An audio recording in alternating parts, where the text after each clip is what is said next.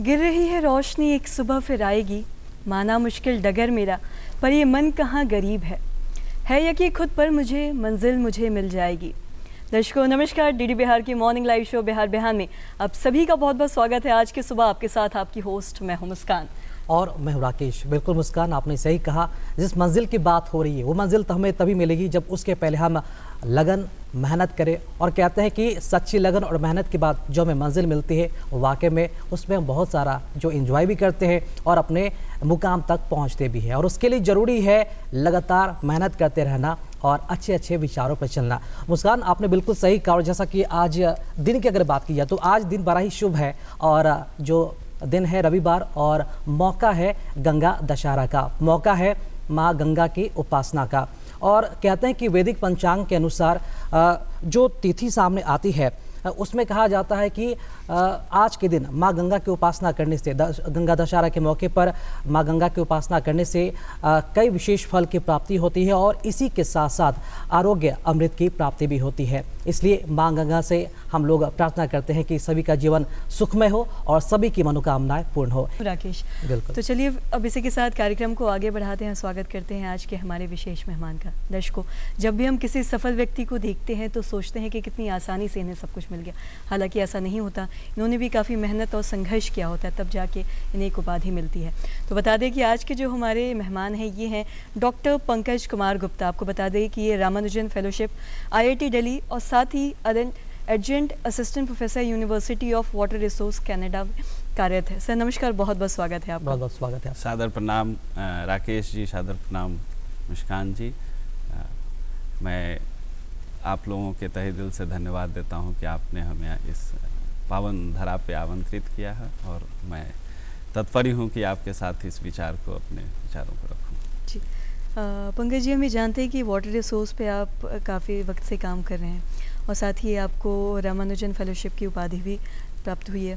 तो हम जानना चाहेंगे कि यहाँ तक पहुँचने का जो सफ़र है, वो कहते हैं कि कहीं भी पहुँचने के बारे में जब लोग बात करते हैं जो इसके पीछे एक संघर्ष होता है, एक मेहनत होती है, तो अपने संघर्ष के बारे में कुछ बताना चाहेंगे, सफ़र के बारे में कुछ बताना चाहेंगे? ज़रूर। मैं बिहार के ही एक गांव सोठगामा विद्यापति नगर ब्लॉक में स्थित है, समस्तीपुर ज़िले में। मैं वहाँ से रहा। सोठगामा गांव के बगल के ही हाई स्कूल से मैंने 10th किया और जैसे ही मैट्रिक की परीक्षा पास की मैं पटना के धरातल पे आया। इस पावन धरती पे मुझे AN कॉलेज से इंटरमीडिएट करने का मौका मिला। इंटरमीडिएट मैंने मैथमेटिक्स एंड बायोलॉजी में किया और फिर मुझे पटना साइंस कॉलेज जैसे विख्यात महाविद्यालय में नामांकन मिला और वो समय मेरे जीवन को एक नया दिशा मिला। और पटना साइंस कॉलेज से मैंने ग्रेजुएशन किया जूलॉजी ऑनर्स में। और फिर मेरा उस समय तक विज्ञान में काफ़ी रुचि भी बढ़ चुका था, खास करके मैथमेटिक्स में और बायोलॉजी में। फिर मैंने पटना साइंस कॉलेज में जो प्रोफेसर्स रहे मेरे, उन्होंने मुझे बहुत नर्चर किया था। और प्रोफेसर एक हमारी टीचर थी स्वर्गीय प्रभा रानी, तो वो एक बहुत ही अच्छी टीचर रही। तो मैंने टीचर बनने का वहाँ से एक संकल्प लिया और अपने रिसर्च को नैरो डाउन किया कि हम कैसे पर्यावरण के विषय में काम करें, क्योंकि आप सब जानते हैं कि पर्यावरण को लेकर के पूरी वैश्विक स्तर पे भी हम लोग चिंतित हैं। और इन्वायरमेंटल साइंस की पढ़ाई के लिए फिर मैं केंद्रीय विश्वविद्यालय राजस्थान गया। राजस्थान केंद्रीय विश्वविद्यालय और ख़ास करके राजस्थान के धरा से मुझे लगा कि हमें और पर्यावरण में गहन अध्ययन करना चाहिए और वाटर रिसोर्सेज में मेरा इंटरेस्ट बढ़ना शुरू हो गया, क्योंकि वाटर रिसोर्सेज कहें तो लाइफलाइन है, एक वाटर रिसोर्स एजुकेशन की है हमारे ओवरऑल डेवलपमेंट का। फिर मैंने PhD के लिए IIT रुड़की से वहाँ पे मुझे मौका मिला, सौभाग्य मिला। मैंने PhD IIT रुड़की से किया और वाटर रिसोर्स की और ज़्यादा एक्सपीरियंस के लिए मैं अपनी यात्रा को वाटरलू यूनिवर्सिटी कनाडा, जो कि काफ़ी विख्यात विश्वविद्यालय है पूरे विश्व में इंजीनियरिंग के लिए, मैंने वहाँ से 3-3.5 साल की कहेंगे एक्सपीरियंस हासिल किया पोस्ट डॉक्टरल रिसर्च में। चूँकि मैं एक जल वैज्ञानिक हूँ और प्रदूषण पे मेरा काम है, चाहे रिसर्च कहें या टीचिंग कहें, ये सारी जो मेरे रिसर्च रहे वो सभी केंद्रित रहे जल संसाधन पे, प्रदूषण पे, उनके निवारण पे। तो मैंने सोचा कि कनाडा या अमेरिका जैसे देश में हमारे नॉलेज से ज़्यादा प्रयोग करने का जो धरातल है वो हमारा भारत है। और फिर मैंने ये डिसीजन लिया कि मैं भारत वापस आऊँगा, भारत के लिए, बिहार के लिए और अपने धरातल के लिए कार्य करूँगा। और इस प्रकार से मेरी जर्नी जो बिहार के गांव से इस धरातल से शुरू हुई थी वो पुनः इस धरातल तक आई है। और जब हम इस पूरी यात्रा को देखते हैं तो हम देखते हैं कि अब हम काफ़ी कुछ जो एक कहें कि कंट्रीब्यूट करने के फेज़ में आ गए हैं। जी डॉक्टर पंकज जी, जैसा कि आपने बताया कि आपकी जर्नी काफ़ी रोचक रही है, संघर्ष भरा तो रहा ही है, और आज ये सफलता के उस मुकाम पर है जिससे आप पूरे देश की सेवा कर रहे हैं पर्यावरण के संदर्भ में। डॉक्टर पंकज जी, जैसा कि आपने बताया कि जो जर्नी आपने कनाडा में भी वहाँ पर एज ए प्रोफेसर के रूप में आप वहाँ जुड़े हुए हैं। अब हम बात करेंगे उन रिसोर्सेज की, उन रिसर्च की जो आपने किए हैं वाटर रिसोर्सेज को लेकर। हमारे देश में जब औद्योगिक क्रांति आई तो ये किसी से छिपा हुआ नहीं है कि औद्योगिक क्रांति के बाद मानव समाज को कितना कुछ मिला, कितना फ़ायदा हुआ। बड़ा सवाल ये उठता है कि हमारे धरती को, हमारे धरा को इससे क्या मिला। अगर हम भूगर्भ जल की बात करें तो वो कितना प्रभावित हुआ, हम जरूर चाहेंगे इसके बारे में बताएं। आपका रिसर्च इस पर क्या कहता है? जी, अगर आप देखें भारत को वैदिक काल से, तो भारत के पर्यावरण को पूजने की प्रथा रही थी। हम सब ये चाहते थे कि हमारे चाहे वन्य जीव हों या पेड़ पौधे हों, जल संसाधन हो, हम सभी का पूजन किया करते थे। जैसे जैसे हम कॉलोनियल एरा में आए और उसके बाद इंडस्ट्रियलाइजेशन हुआ और उसके बाद जब डेवलपमेंट के अलग अलग फेजेस शुरू हुए तो कहीं ना कहीं हम लोगों ने संसाधन की माइनिंग करना शुरू कर दिया, संसाधन को शोधना शुरू कर दिया और इसका कई इम्प्लीकेशंस हुए। अगर मैं फोकस्ड करूं सिर्फ पर्यावरण पे और वाटर रिसोर्सेज पे, तो आप आए हुए दिनों में न्यूज़ सुनते होंगे, आपके दर्शक भी सभी सुनते होंगे कि बड़े बड़े शहर, इवन गांव तक भी आज जल संसाधन की व्यवस्थाओं पे प्रश्न चिन्ह लग रहा है। और यह एक वैश्विक मुद्दा के साथ साथ आप देखें कि एक ग्रामीण स्तर के भी मुद्दे हो चुके हैं। वैसे ही देखें कि आप जल संसाधन एक तरफ से कम रहा है, यानी उनकी जो स्रोत थे वो कम रहे हैं, साथ साथ प्रदूषण के चपेट में आ गए, क्योंकि जैसे औद्योगिकरण हुआ, जैसे इंडस्ट्री आए, उनके साथ साथ अपशिष्ट पदार्थ भी आए जिसे हम वेस्ट कहते हैं। तो वो वेस्ट जो था कहीं ना कहीं इंड प्रोडक्ट रहा और वो पर्यावरण में जाके मिला, और पर्यावरण में या तो जल से मिला, वायु से मिला, तो वो कहीं ना कहीं एक कहें कि इम्पैक्ट दिया, इम्प्लीकेशंस दिया। हाँ, एक साथ हमारी डेवलपमेंट पैरेलली हुए, साथ साथ में हमारे इन्वायरमेंट के साथ, हमारे वाटर रिसोर्सेज के साथ, हमारे जितने भी नेचुरल रिसोर्सेज हैं उन पे भी इम्प्लीकेशंस देखने को मिला। और यही कारण है कि आज हम सभी लोग बहुत सारे क्षेत्रों में मजबूर हैं प्रदूषित पानी पीने के लिए। बहुत सारे क्षेत्रों में पानी की उपलब्धता नहीं है और कहीं ना कहीं मैं कहूँगा भारत या हमारी धरती भी इससे दूर नहीं रह पाई, हम भी उसके चपेट में आ गए। जी, और साथ ही पंकज जी, अगर हम लोग भूमिगत जल की बात करें, जैसा कि हम जानते हैं कि आप वाटर रिसोर्स पे काम करते हैं, इसके कंजर्वेशन में काम करते हैं। अगर हम भूमिगत जल की बात करें, अगर बिहार के संदर्भ में अगर इसकी बात करें, तो बहुत सारे ऐसे पदार्थ हैं, जैसे कि बहुत सारे ऐसे जहरीले भी पदार्थ हैं, जैसे कि आर्सेनिक फ्लोराइड की अगर हम बात करें, जो कहीं ना कहीं समस्या का बहुत बड़ा कारण बन रहा है। तो इस बारे में कुछ विस्तार से बताना चाहेंगे? जी ज़रूर। देखिए, हमें जल संसाधन को समझने की आवश्यकता है। तो जल संसाधन का तात्पर्य है कि सरफेस पे जो हमारे सोर्सेज हैं, जैसे पॉन्ड है, रिवर है, लेक्स हैं, साथ ही साथ हमें भूमिगत जल है। भूमिगत जल का प्रयोग हम ज़्यादा करते हैं। भूमिगत जल हम वैसे जल स्रोत को कहते हैं जो ज़मीन के नीचे, सतह के नीचे हैं और वो छोटे छोटे पोर, फ्रैक्चर्स में, मिट्टी में स्टोर है। ऐसे जल को भूमिगत जल हम कहते हैं। तो सरफेस के जल को जो तालाबों में जिसे हम देख पा रहे हैं उन पे भी प्रभाव रहा और साथ साथ भूमिगत जल में भी प्रभाव रहा।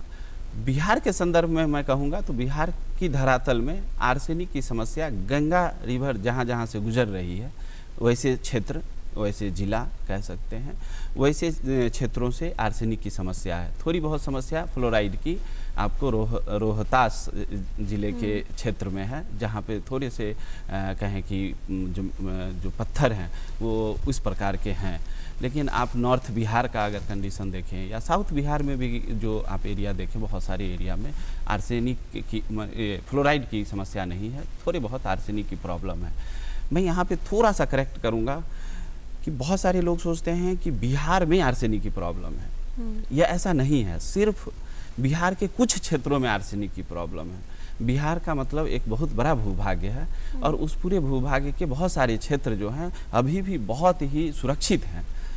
और अभी जैसे देखिए इंडस्ट्रियल इफ्लुएंट हैं हमारे बिहार के अंदर, ये इंडस्ट्रियल इफ्लुएंट का चपेट नहीं अभी आया है, प्रभाव नहीं आया है।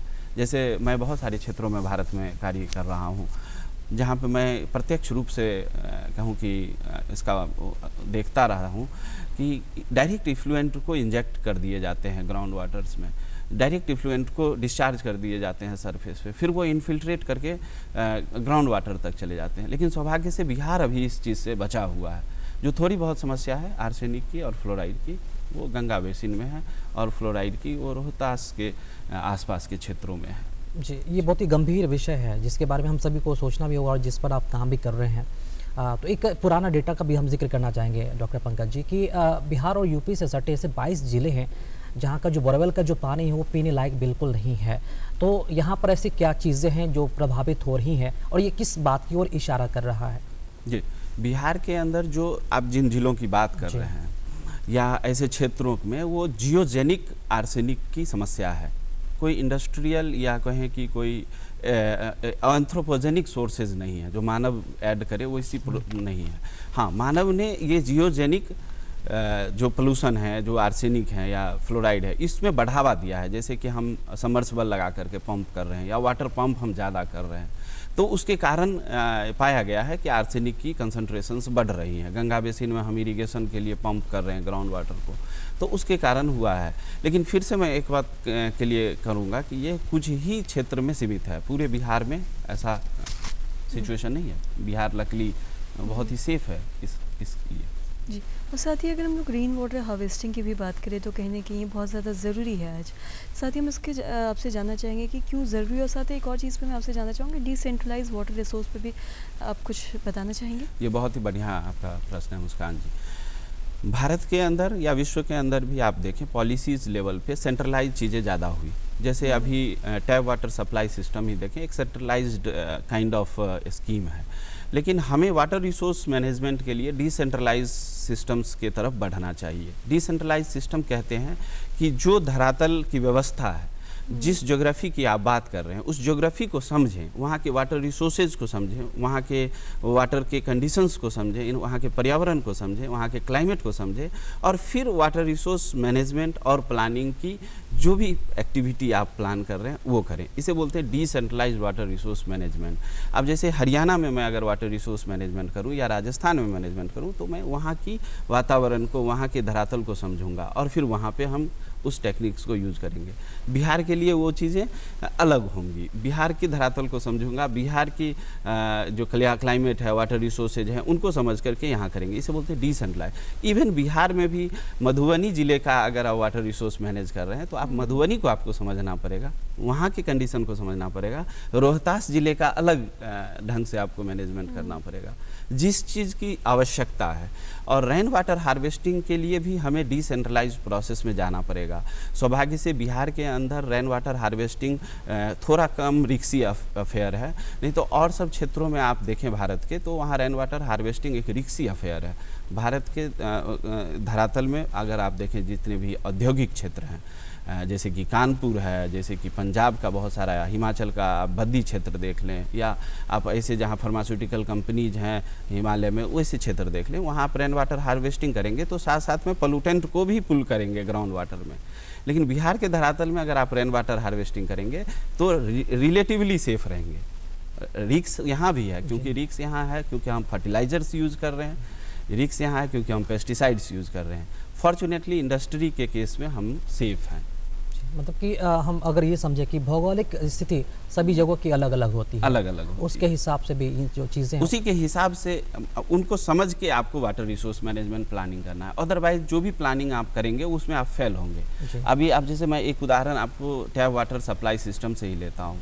आप देखे होंगे कि आप चाहे उत्तर प्रदेश में जाएँ या आप राजस्थान में जाएँ या आप बिहार में रहें, सभी जगह वाटर सप्लाई सिस्टम हो रहा है। लेकिन बिहार के बहुत सारे ऐसे क्षेत्र हैं, मैं तो यात्राओं में देखता रहता हूँ, जहाँ पे टैप वाटर सप्लाई सिस्टम की ज़रूरत नहीं थी। तो चूँकि आप अगर इस चीज़ के अध्ययन करके अगर इस चीज़ को लाए होते तो आप वाटर रिसोर्स सस्टेनेबिलिटी के पथ पे होते। लेकिन चूँकि सेंट्रलाइज्ड स्कीम्स के माध्यम से आपने ये किया तो वो कहीं ना कहीं डेंजरस है। जी, डॉक्टर गुप्ता, आपने जल प्रबंधन, अपशिष्ट जल प्रबंधन पर भी आपने एज अ फील्ड ऑफिसर के तौर पर आपने काम किया है, शायद राजस्थान में। जी जरूर चाहेंगे वो अनुभव जो आपने लिया है जरूर बताएं उसके जी। बारे में। मेरा बेसिकली कहें तो hydrogeology, hydrology, water resource management में रहा। वेस्ट वाटर मैनेजमेंट का सौभाग्य मुझे सालासर बालाजी टेम्पल राजस्थान में मिला, जहाँ पे टेम्पल के आसपास पर्यावरण अच्छा हो, जितने भी हमारे वेस्ट वाटर आ रहे हैं वो ट्रीट हो करके फिर से इंटर करें इन्वायरमेंट में। तो इस सर्कुलरिटी पे मैंने सालासर बालाजी टेम्पल पे काम किया था, चूरू डिस्ट्रिक्ट राजस्थान। जी बिल्कुल। मुस्कान, अक्सर हम लोग देखते हैं कि अभी गर्मी, प्रचंड गर्मी है, पर्यावरण की जो स्थिति हुई है अभी ये किसी से छिपा हुआ नहीं है। गर्मियों में अक्सर ये ज़्यादा प्रॉब्लम होता है डॉक्टर गुप्ता कि गर्मियों में पानी का जो भू स्तर है वो काफ़ी नीचे चला जाता है। ये बहुत बड़ी चुनौती है कि कैसे इसे रिचार्ज किया जा सके। आप इस पर क्या कह रहे हैं, कैसे इस पर रिचार्ज किया जा सकता है? राकेश जी, आपके दर्शकों को और सभी से निवेदन के तौर पे भी मैं बोलूँगा कि यह समस्या सिर्फ गर्मी का नहीं है, यह समस्या कंटिन्यूअस है।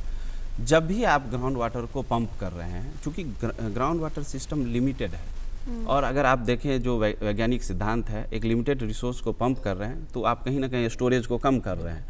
तो हमारे बिहार के संदर्भ में भी अगर देखें तो हम पंपिंग बहुत ज़्यादा कर रहे हैं। हम प्रदूषण के एंगल से तो बचे हुए हैं, सेफ साइड में है, जहाँ से हम चाहें तो नेचुरल जो हमारी प्रिस्टाइन कंडीशंस हैं उस कंडीशन में हम वापस हो सकते हैं। अभी हम उस समय बात कर रहे हैं जिस समय में बिहार चाहे तो अपनी धरातल को प्रदूषण से मुक्त कर सकता है, चाहे वो आर्सेनिक की समस्या क्यों ना हो या फ्लोराइड की समस्या क्यों ना हो। बहुत सारे न्यूज़ में या आप देखेंगे मीडिया में ऐसे आते हैं कि बिहार का आर्सेनिक के कारण, ये इसलिए किया जाता है, ये मैं थोड़ा दर्शकों को इसलिए बताना चाहता हूँ क्योंकि कभी कभी आपको डरा करके आपके जो फूड प्रोड्यूस हैं उसकी मार्केटिंग को रोकने के लिए, या आप मछली पालन कर रहे हैं तो बताया जाता है कि आप बिहार के पानी का मछली है तो हो सकता है उसमें आर्सेनिक हो, लेकिन ऐसा होता नहीं है। इस पे मैं चाहूँगा भी कि अध्ययन हो, बिहार सरकार अध्ययन कराएं कि बिहार का वाटर रिसोर्स सिस्टम जो है वो अभी से रिस्टोर हो सकता है। बिहार अभी उस हालात में है जहाँ से हम पूर्ण रूप से वैदिक काल के जल स्रोत जैसे व्यवस्था में जा सकते हैं। जी, ये अवेयर के तौर पर आपने ये बातें भी कही है, लोगों को भ्रम की स्थिति भी हो जाती है कभी। जी, अब जैसे आप देखें कि बोला जाएगा कि बिहार में आर्सेनिक है तो वहाँ का धान यदि है, वहाँ का गेहूं यदि है, वहाँ का मछली उत्पादन है तो अमेरिकन मार्केट में वो ना बिके क्योंकि वहाँ का आर्सेनिक। लेकिन ये सत्य नहीं है, बिहार के कुछ ही क्षेत्र में आर्सेनिक है और सारे क्षेत्र आप देखें तो बहुत अच्छा है। और साथ ही जल की, जैसे कि हम लोग बात करें, आप वाटर रिसोर्स पे आपने काम भी किया है, अगर हम जल प्रदूषण की बात करें तो कहीं ना कहीं आज बहुत सारे लोग हैं जो इसको प्रदूषित कर रहे हैं और इसमें कहीं ना कहीं सबकी भागीदारी है। अगर हम खुद में अगर एक एक करके बचाव करें, ऐसी चीज़ें ना करें तो कहीं ना कहीं इससे हम बच सकते हैं। जी, तो इस विषय में क्या कहेंगे आप? मैं कहूँगा कि देखिए, वाटर रिसोर्स मैनेजमेंट के लिए जो समझ चाहिए वो समझ के लिए हमें community participation, community based management की तरफ जाना पड़ेगा। एक तो डिसेंट्रलाइज प्रोसेस की तरफ जाना पड़ेगा, उसमें हम डिसेंट्रलाइज्ड इंफ्रास्ट्रक्चर डेवलप कर सकते हैं, डिसेंट्रलाइज्ड पॉलिसी ला सकते हैं, उसमें हम R&D कर सकते हैं, रिसर्च कर सकते हैं। और फिर सबसे जो जल संसाधन की जो सबसे बड़ी डिमांड है वो है कि आप जल संसाधन की जो भी स्टेप ले रहे हैं उसके लिए पहले समझ विकसित कीजिए। समझ विकसित करने के बाद आप स्टेप लीजिए, अप्रोच लीजिए उस संसाधन को ठीक करने का।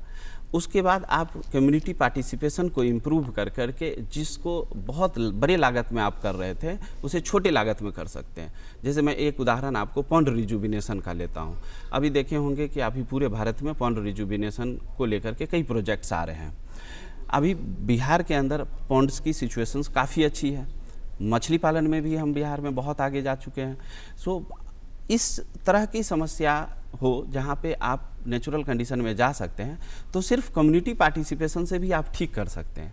लेकिन हाँ, उसके लिए अगेन आपको वाटर रिसोर्स सिस्टम को समझना पड़ेगा। बिल्कुल।